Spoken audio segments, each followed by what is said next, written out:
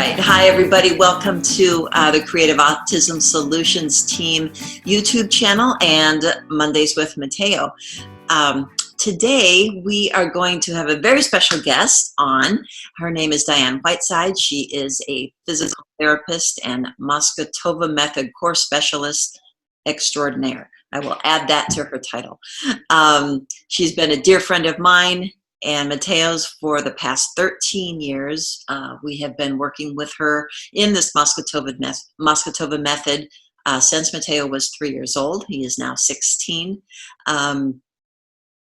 The progress on his neurological development and grounding and a whole bunch of other things we'll talk about have been greatly in part due to the Masgutova method and the work that Diane is out doing in the Northern California community and around the world, actually, and that Dr. Masgutova continues to develop through her methodology. So today, I'd like to have Diane, we're going to ask her to introduce you to the method and explain a bit about what it is and why in the heck would we want to do it with our kids? Why would I, as a parent, want to spend my time getting trained in a method like this or drive a long way to go see a therapist that's trained in it? How's it going to help our children that have an autism spectrum condition? So here she is, Diane Whiteside. Thanks for joining us, Diane. Thank you, Annette. It's such a pleasure to be here and share this information with you. Your question was, how will this help your children? Yeah. I just want to tell you a little bit about Dr. Masgutova, who is the creator of this method. She has her PhD in psychology, and she was also a lecturer at the University of Moscow. And when she was there were many tragedies that occurred, and they called out to people to come help and assist. One of them was a horrible train crash with many, many children there. They were not only injured by the crash, but they were also burned. And the children weren't surviving. So they were calling for help. And she answered that call.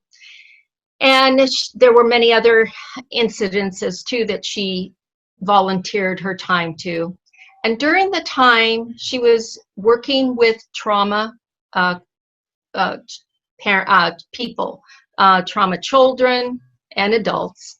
And what she was working with is reducing their fear, reducing their anxiety, and bringing them back to a place where they had goals to survive. And this is what this method is based on. And it is also developed from primary reflexes. Primary reflexes are something that are already genetically coded within us. They're epigenetic, so they've been here for generations. It's in our system and everyone's system, and everyone is developed the same way. So this is why this method will work with anybody with a neurological system. And what this does is there is a specific and adequate sensory stimuli that is given to give a specific and adequate motor response. And this reflex is initially there for protection and survival. Once the protection and survival is adequate, then it goes to our natural development and growth. So what it's developing is our brain, from our central nervous system, the brain stem, all the way up to the cortex. So these automatic, unconscious movement patterns are right there when you're born. Many of the reflexes help us through the birthing process, and they're there for our survival right after birth. We see it naturally as a suck reflex, where you have this suck, swallow, and breathe. All those are natural reflexes. One that we work with the children, we talked about the grass reflex and the pincer grass. And the pincer grass, once that's developed with a child, it's a movement pattern that is used for riding. Now, how we elicit our grasp reflex is this specific inadequate sensory stimuli on the upper part of the palm and the base of the fingers. And when you put your finger in a newborn's hand, they automatically go to this grasp reflex. This is the beginning of developing higher levels of fine motor movement patterns. And also this reflex helps with the oral motor and development of speech and language. Really? Yes. That's fascinating.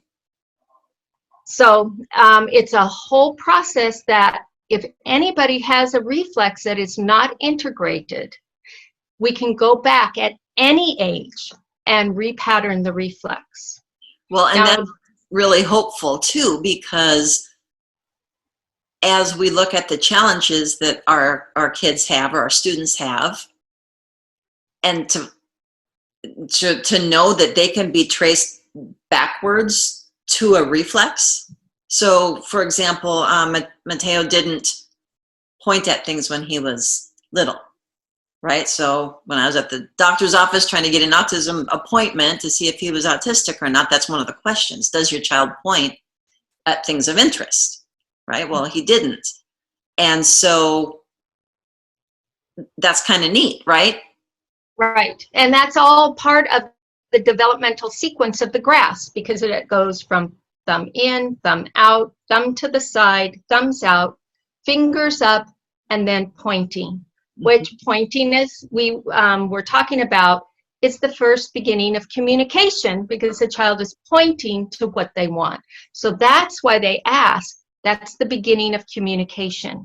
And from there, we go to the pincer grasp, the tripod grasp, and it also helps to facilitate the ability for counting. Okay, so it's working on all levels of the brain. So it helps with math, it helps with language. It's a very important reflex, and it develops onto high-level fine motor coordination also. So if we skip any one of these stages of development, if you go through what you were just doing, yes, and a child has a hard time doing one of them, or a mother has a hard time doing one of them, that's going to tell you something about a challenge that the child might be having at home, right? It can tell you that the brain hasn't maximized its development. And when you work on that, then you can improve the development of the brain. And what's so exciting is the brain is global. So it affects not only motor movement, but it can also affect the limbic system, so the behavior.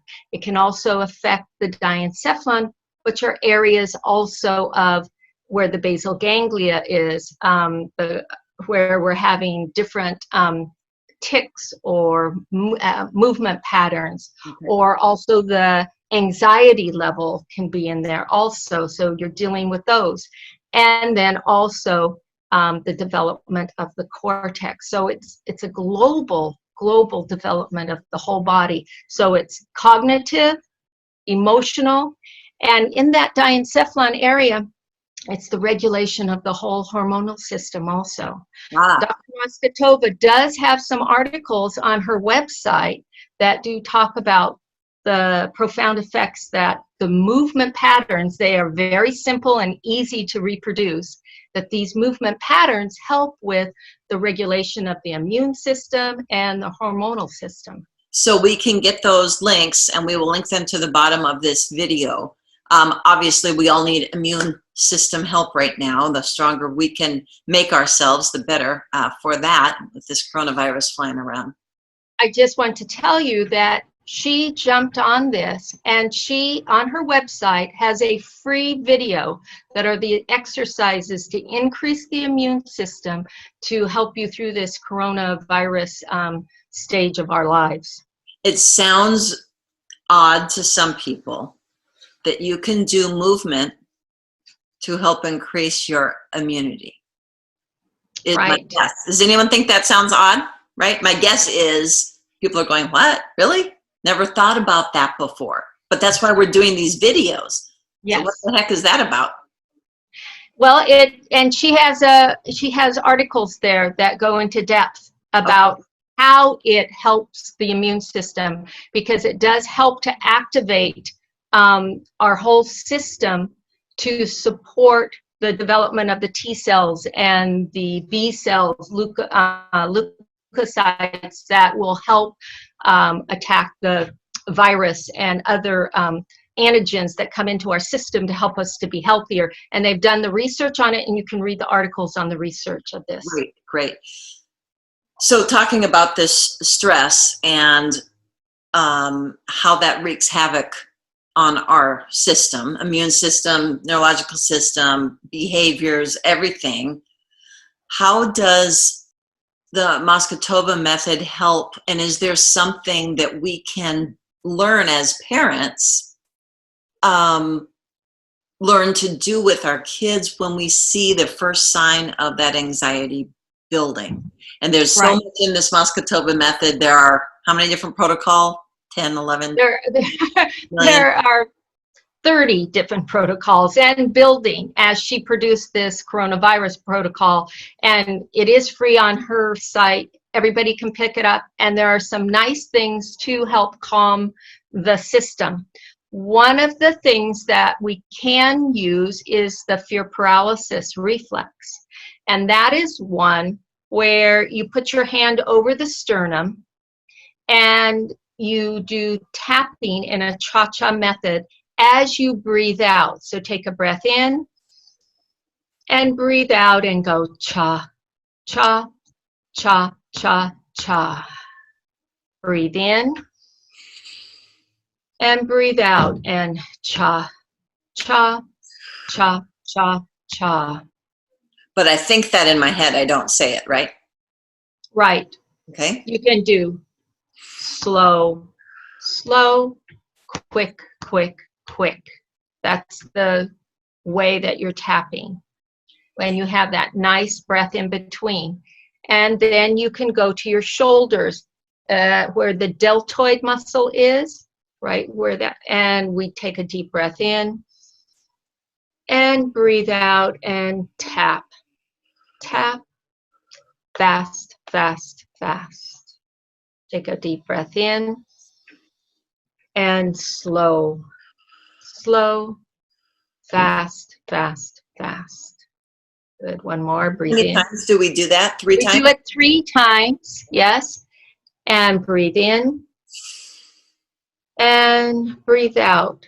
Slow, slow, fast, fast, fast. Then the next place is at the hips, and you can place your hands right on the hips, and we do the same thing. Breathe in and breathe out.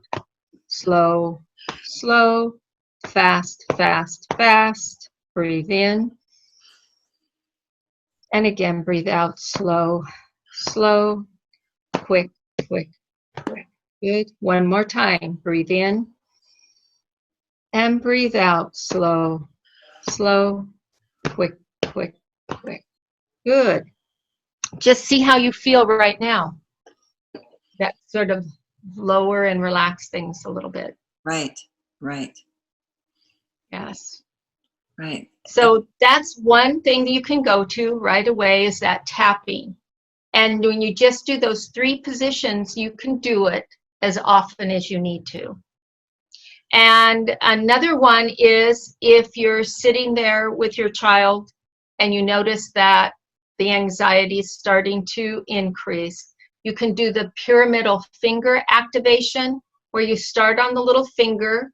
You use these 3 fingers. The thumb and the middle finger are on the sides of the finger, and the index finger is on top. And you do this scooching all the way down to the end of the finger, and then you slide off. It feels so good.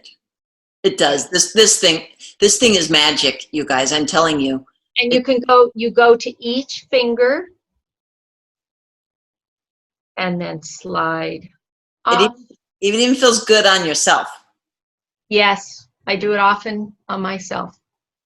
down, and slide. And you can do this as many times as you want, or you do it once? As many times as you want. For the child, you can repeat it 3 times on one hand and then 3 times on the other hand. It just depends on how long you're going to get time with your child. So maybe you do 1 on one hand and then you do 1 time on the other hand. And if they have calmed down and they're going to stay with you, you can do it a few more times. Okay. So that's a very nice one also for calming. Matteo's he's laying on the couch. He's very calm just listening to all this. In fact, he is asleep. Otherwise, I would ask him to comment on this, but we use it daily, and it really, really helps. Really, really helps. And when I'm teaching piano to my autistic students, if they're getting very anxious, I can ask them to leave the piano. We'll go sit on the couch, and this is what I do. Modeling the breathing.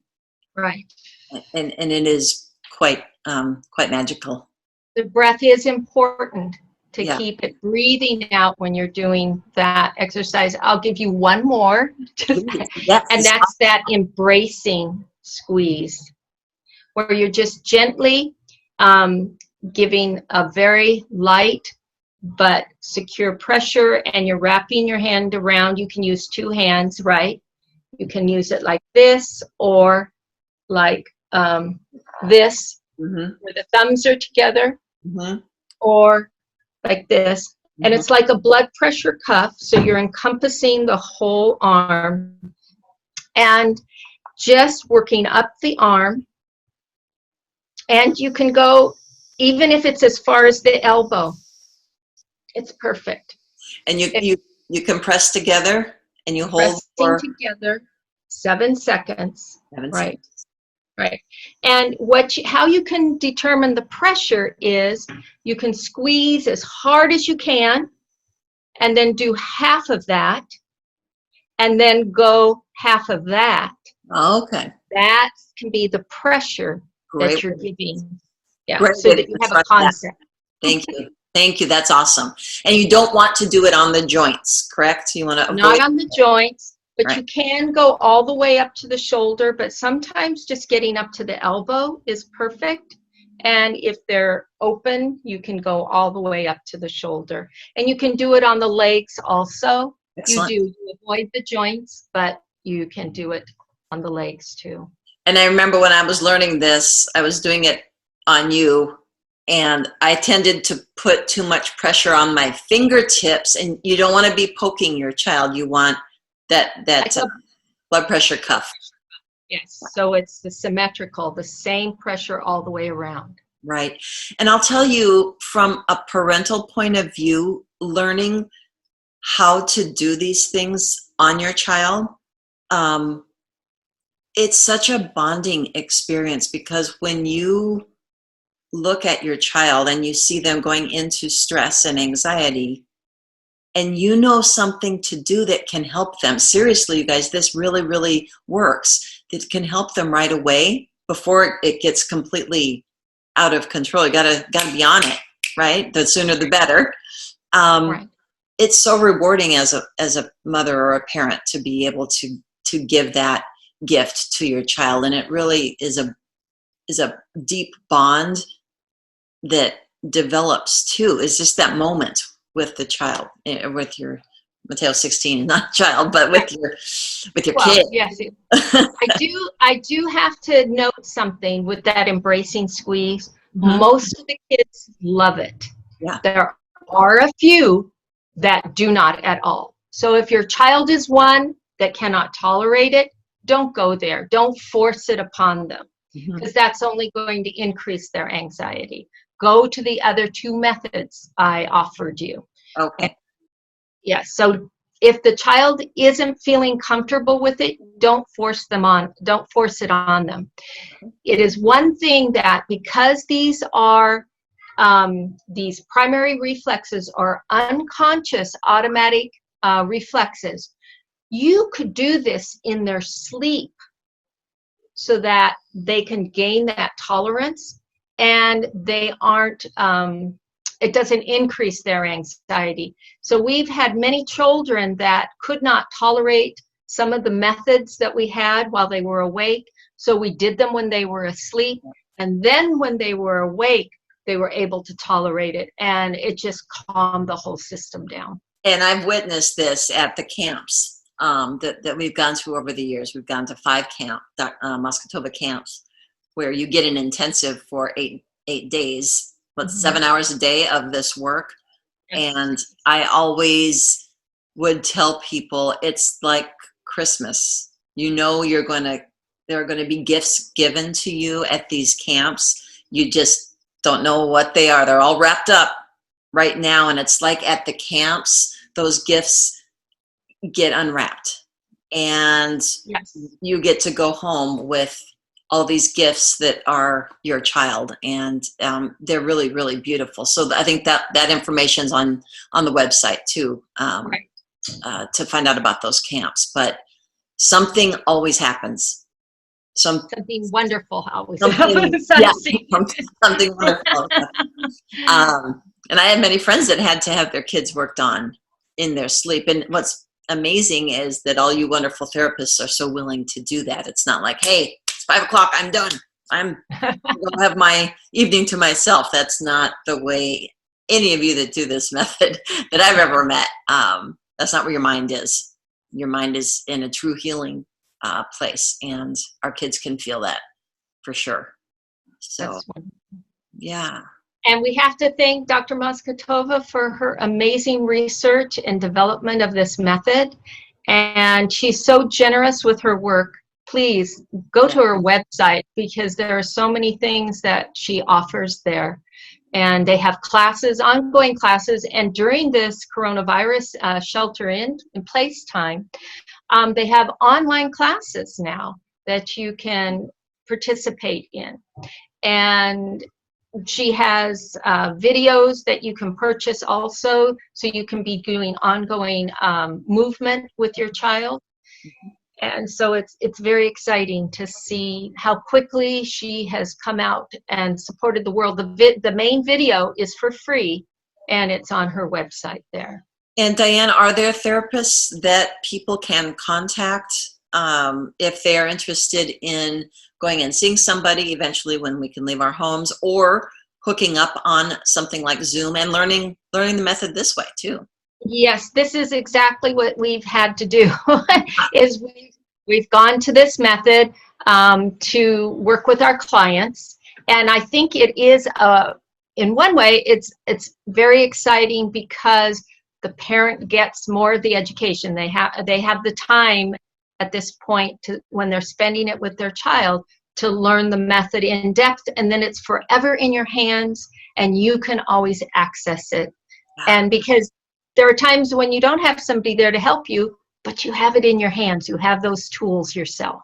And we're more than happy to help you through that process. And that's been so wonderful for us, because I have learned this over the years.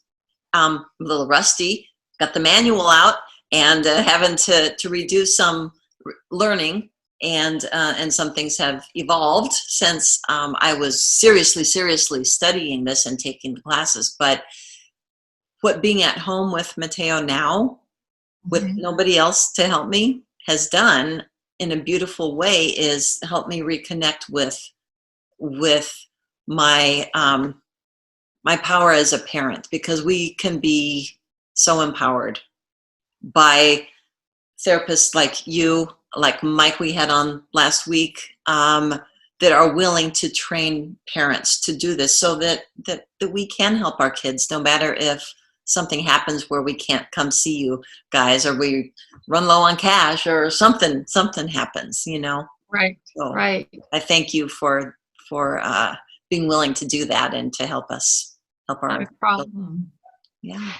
So the institute Dr. Masgutova was originally in Russia, and then she developed one in Poland, and now she has developed one with Pamela Curley in the United States, and their institute is in Orlando, Florida right now.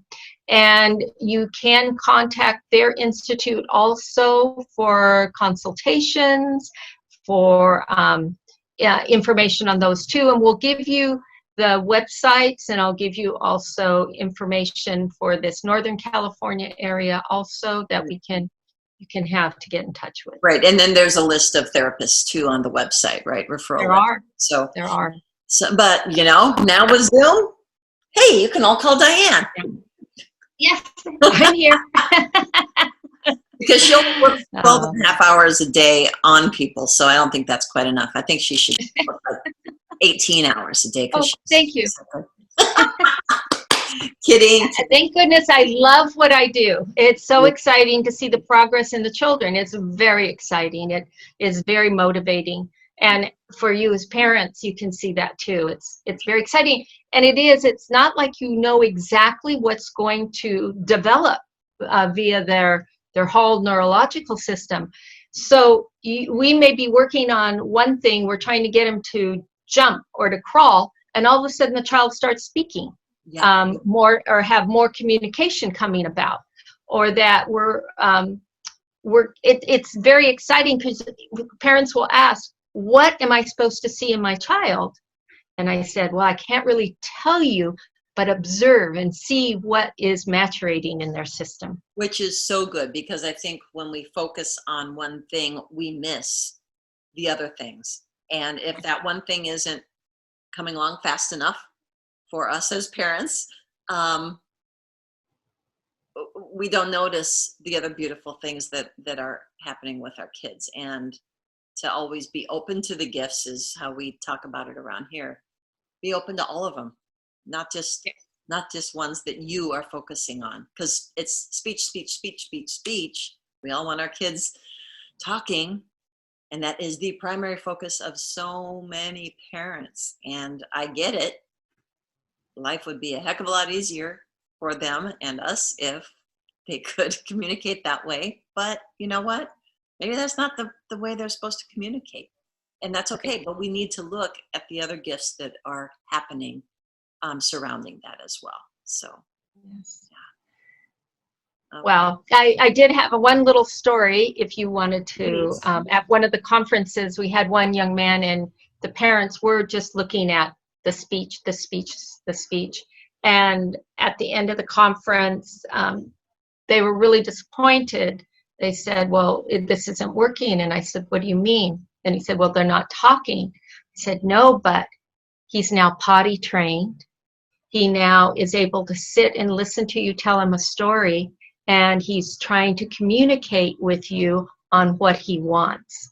And he also had more patience for transitioning from one activity to another. Nice. And to me, that was huge.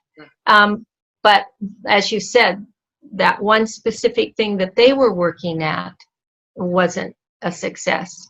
But we have had other great successes where children that haven't been talking or have had limited speech and communication, it's blossomed after the conferences too. And so there is a facial protocol. There is a facial talking, and what it also helped with us is texture issues for food. Yes. I mean, and that's a lot of us are, really experiencing some hardships in our homes now when grocery stores aren't carrying all the stuff we're used to getting, and when our kids are sometimes focused on one thing. Got to be the right brand, it's got to be the right color, it's got to be the right texture. It's really, really tough. So the facial protocol is really, really important, and that can open up the world to your child.